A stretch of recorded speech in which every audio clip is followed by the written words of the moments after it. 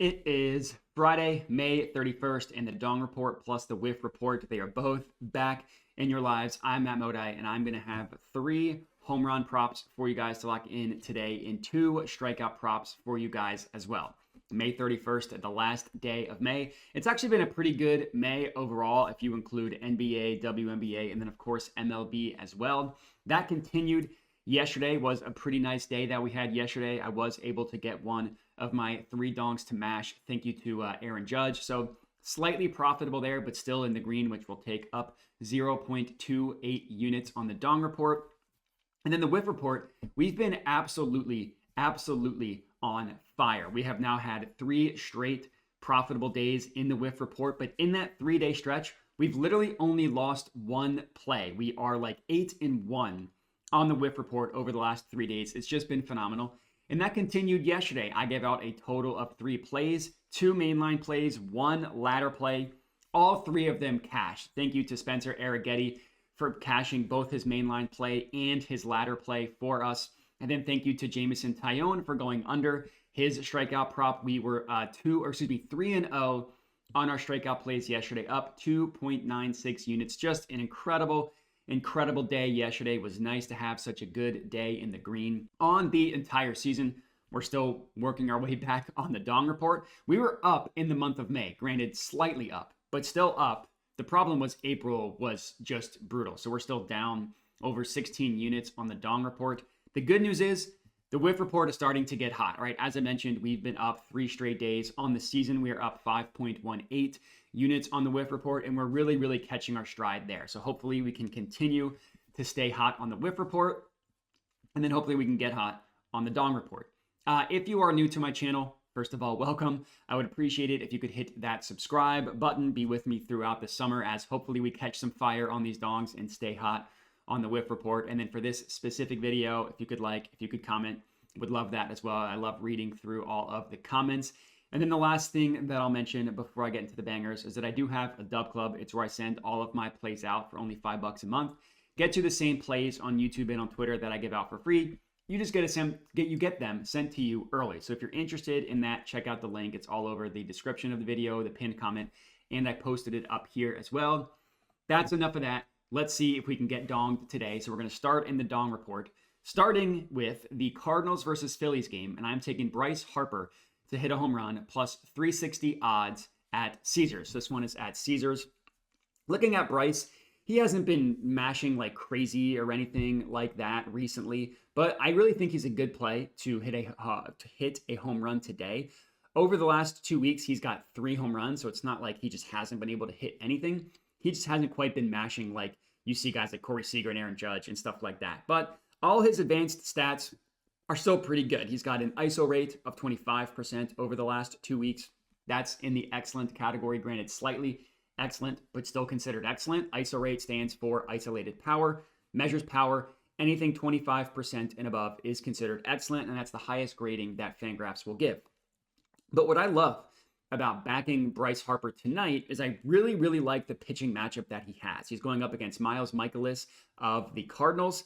Mikolas is a very bad right-handed pitcher, and Bryce Harper crushes right-handed pitching. He's hit 13 home runs on the year. 10 of them have come against right-handed pitching. If you look at his entire season-long stats, his splits on righties versus lefties, his ISO rate against righties is all the way up to 29.1%. That number is down to 18.7% against left-handed pitching. So he's significantly better against righties. That's like over an 11% difference in terms of power. And it's one category that's excellent, one category that's below average in terms of power. His fly ball rate and his pull rate, 2 stats that I've been looking at a lot more recently. Fly ball, how often you hit the ball in the air when you make contact. Literally, how often do you hit a fly ball? Pull rate is the same thing, but instead of a fly ball, how often do you pull it? Generally, the best home run hitters have a high fly ball rate and a high pull rate. Harper's are roughly even against right-handed pitching versus left-handed pitching, but what's really good is that his hard hit rate, how often he gets a hard hit, is up to 47.2% of all batted balls against right-handed pitching. That's 13% higher. So 47.2%, it's 34% against left-handed pitching. And that 47.2% hard hit rate of all batted balls, that would be the second highest in the entire MLB if you just extrapolated that out to all qualified batters. So yeah, he mashes right-handed pitching. Not only that, Miles Mikolas is a right-handed pitcher who stinks, but specifically stinks against left-handed hitters. It's a match made in heaven. And you're actually going to sense a theme for the match made in heaven part as I go through the Dong report today. But for Mikolas, literally all three, his fly ball rate, his pull rate, and his hard hit rate, they're all higher against left-handed hitters. Bryce did go up against him this year, and he didn't get a hit. He had 2 hard hits that were just considered outs. And then last year, he had another 2 hard hits that would have been home runs over 50% of the time. This is according to Ballpark Pal, 2 fly balls, 2 line drives. That would have been a home run over half the time, but ended up just being flyouts.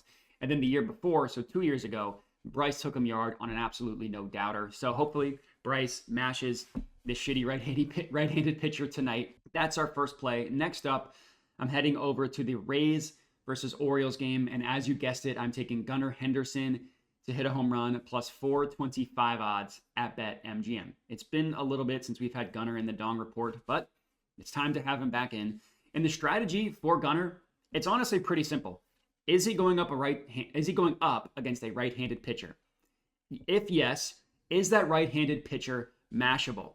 If both answers are yes, you're going to want to back Gunnar Henderson. It really is as simple as that. Now, if you just look at all of his stats on the season, they're phenomenal. If you look at all of his stats over the last 2 weeks, they're phenomenal. If you look over his stats against right-handed pitching, they're phenomenal. He's great basically everywhere you look.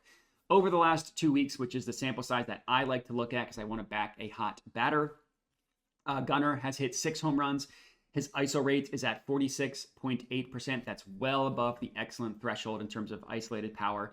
That number, his ISO rate, that's the 6th highest in the entire MLB over the last 2 weeks. His barrel rate, which measures contact, how often you hit the barrel of the ball when you make contact with the ball, his is at 13.9%. That's not quite in the excellent category, but it is still considered great, and it meets the thresholds that we look for. And if you look even further than that, even more advanced home run stats, the one stat that Gunnar doesn't meet that we generally look for is he doesn't have a super high fly ball rate, but you can excuse that because the way he hits home runs is not high popping fly balls. It's just really deeply hit line drives. Those are the home runs that Gunnar Henderson hits. So his launch angle is still good enough for home runs. It just doesn't hit fly balls like you see with other guys. But his pull rate, which I mentioned you want to look for the best home run hitters, his is at 50%. That's excellent. His hard hit rate is at 63.9%. That's an incredible hard hit rate. That's the 5th highest in the MLB. And his average exit velocity, which measures how fast the ball leaves the bat when he makes contact, his is at 94.9 miles per hour. That is literally as close to averaging a hard hit as you can possibly get. The MLB defines a hard hit as anything 95 miles per hour and above. 94.9% is a really good number. That's the 8th highest in the MLB. So as I mentioned, he doesn't really hit a lot of fly balls. The home runs that he hits are line drives because he hits the ball so hard. So you can excuse a lower fly ball rate. And as I mentioned, significantly better against right-handed pitching. He's hit 18 home runs on the year. 14 of those home runs have come against right-handed pitching. His ISO rate against righties is up to 34%. Now, his ISO rate against lefties is 29.4%, so it's still a really good number, but it's better against right-handed pitching. And his hard hit rate, his hard hit rate is 10 percentage points higher against right-handed pitching as well. Now, the pitching matchup is going up against Aaron Savale of the Rays. Gunnar only has 2 at-bats against him in his career. Gunnar's young, so that makes sense. Well, in one of those 2 at-bats, he took him yard. And Savale is similar to Miles Mikolas, and he's similar to the next picture we're going to talk about, significantly worse against left-handed hitting than he is against right-handed hitting. His fly ball rate is slightly higher against left-handed hitting. His pull rate is at 49.2%, which is really, really bad. And his hard hit rate, he allows 11% higher hard hit rate against lefties as well. So Gunnar, it's been a little bit since you've mashed for us. Hopefully he comes through for us today as our second Dong play. Next up, third and final one for the evening. Twins versus Astros game. Give me Kyle Tucker to hit a home run plus 460 odds at Caesars. Tucker is someone that has come through for us a ton this season. Time to go back to another reliable Dong masher in Kyle Tucker. Now, he hasn't been mashing as much recently, but he's still been mashing a lot, and all of his advanced stats are phenomenal. He's kind of like Gunnar Henderson, where whatever split you want to look at, entire season, last 2 weeks against right-handed pitching, which is what he's facing tonight, all of those look really, really good for Kyle Tucker. He's hit 5 home runs over the last 2 weeks. He's got an ISO rate of 34.8%. That's the 12th highest in the MLB over the last 2 weeks. His barrel rate is at 15.8%. That's in the excellent category, so he's excellent in both power and contact over the last 2 weeks. And he does have the fly ball rate that we look for. His fly ball rate is at 52.6%. You're really looking for anything 50% and above. That's excellent. And then his pull rate is at 44.7%, which is well within the metrics that we look for, right? Anything for fly ball rate and pull rate, 40% and above is acceptable. 45% and above is great. 50% and above is excellent. And because Kyle Tucker doesn't hit the ball as hard as Gunnar Henderson, you want to look for a higher fly ball rate, which is exactly what we have. Every metric that you look for Kyle Tucker meets within the thresholds that we look for. And as I mentioned, he's been really good all year. He's got an ISO rate on the entire season, not even looking at different splits, just total ISO rate on the year, 32%. That's the 3rd highest ISO rate in the MLB. He's only behind Aaron Judge and Gunnar Henderson. So 2 pretty good guys to have above you. His season-long barrel rate is at 13.9%. That's the 18th highest in the MLB, so not quite great. But it is higher recently. As I mentioned, it's up to over 15% recently. And as I mentioned, the pitching matchup, he is going up against a decent pitcher in Pablo Lopez, but Pablo Lopez isn't really having that great of a year, and he's definitely not someone that I'm terrified of. And this is honestly that you could just copy and paste basically everything I said about the first 2 matchups. We're backing a left-handed hitter who is better against right-handed pitching, and we are fading a right-handed pitcher who is worse against left-handed hitting. It's honestly the same exact thing here. Kyle Tucker's ISO rate against right-handed pitching is up to 35.2%. Against lefties, it's down to 26.7%. So similar to Gunnar in that he's excellent in both, but pretty significantly higher against right-handed pitching. And then looking at Pablo Lopez, pretty decently worse against left-handed hitters. He's allowed 11 home runs on the year. 7 of those 11 have come against left-handed pitching, which is just really bad in general. So 3 home run picks for you guys. Let's hope Tucker comes through for us. If we just get one of these 3 to mash a home run, we will at least be profitable for the day. If we get all 3 to hit a home run, we will be rich, and we'll do a nice job putting a firm dent into our losses on the year. So let's hope for that. Now we transition to the whiff report part of the episode, which has just been absolutely on fire, as I detailed at the beginning of the video. And our first play is in the White Sox versus Brewers game, and I'm taking Tobias Myers over 4.5 strikeouts plus 106 odds at FanDuel. So for our first whiff play of the day, what we're doing here, we are fading a horrendous White Sox offense. Not only do the White Sox strike out a ton, they also can't hit worth beans, whatever vernacular you want to use. They cannot hit at all. So even if Tobias doesn't have elite strikeout stuff early in the game, I don't necessarily think he's going to get shelled. So he should be able to last longer in the game, which just gives him more opportunity to strike out a bunch of White Sox guys. We just need him to strike out 5. And speaking of the White Sox, they're terrible. Over the last 2 weeks, they have the worst offense in the MLB against right-handed pitching, according to WRC+. They've been bad all year. But even more specific than that, they've been really bad at striking out a ton, meaning they have been striking out a ton. Over the last 2 weeks, against right-handed pitching, which Tobias Myers is a right-handed pitcher, they have the 2nd highest strikeout rate in the entire MLB. The only team above them are the Mariners, and we all know, if you've been watching this channel, just how bad the Mariners are at striking out. Over the last 2 weeks, the White Sox team strikeout rate is at 28%. Again, that's the 2nd worst in the MLB, and they're one of only 3 teams that strike out at 27.5% or worse, and that's considered awful by Fangraphs standards. The worst grading that they'll give a team strikeout rate is 27.5% or worse. And the White Sox are one of the teams where this short sample size is what you want to look for, right? If you just look at them on the entire year, you wouldn't necessarily think that they are a strikeout team, because their strikeout rate on the year is at 23.1%, which is basically just average. That's 16th strikeout rate in the MLB. So I do think that looking at teams like the White Sox that have been striking out a lot more recently than they have on the year, I do think you can get some discount on props because for people that look at the entire season, you wouldn't necessarily think to target the White Sox. But over the last 2 weeks, as I mentioned, they've been terrible. They have a projected 5 batters in their lineup that strike out over 30% of the time, which is awful. That's an awful strikeout rate. 5 of them have an awful strikeout rate. All Myers needs to do is just get 1 strikeout against all 5 of those guys, which shouldn't be that difficult considering how often they strike out. And this over would be cashed for us. And then looking at Myers himself, he's a rookie, so we don't really have a ton of data on him. The data that we do have shows that he's a pretty much average strikeout pitcher. He's not someone that like never strikes anybody out like the next guy we'll talk about, but he's also not Spencer Strider, a healthy Spencer Strider either. He's pretty average when it comes to strikeouts. He's gone over 4.5 strikeouts in 2 of his 6 starts, but in another 2 starts, he got 4 strikeouts, so he just would have been 1 away. And if you look at all 6 teams he's going up against, this is by far the best matchup he'll have from a strikeout perspective. So I do think that we can have him go over his season average in this one. That's our first play.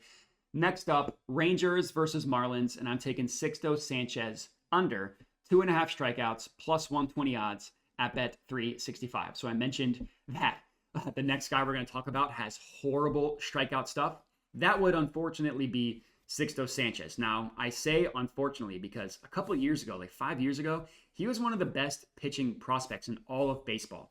Injuries have completely derailed his career, and he has just been terrible. So this is one of those situations, kind of similar to our Jameson Taillon play yesterday, where we're not necessarily fading an offense because they never strike out, or I should, in this case, it'd be backing an offense because they never strike out. It's more so just fading the pitcher who's terrible. And I get that 2.5. It's a really, really low strikeout number. That's probably why we are getting this for plus money, for plus 120 odds. This should not be priced at plus 120. It is because 2.5 is so low. But look at Sixto Sanchez's season. He's made 13 starts this year. He has only gone over 2.5 strikeouts in 2 of those 13 starts. Now, he gets to 2 a lot. He doesn't go over 2 that frequently.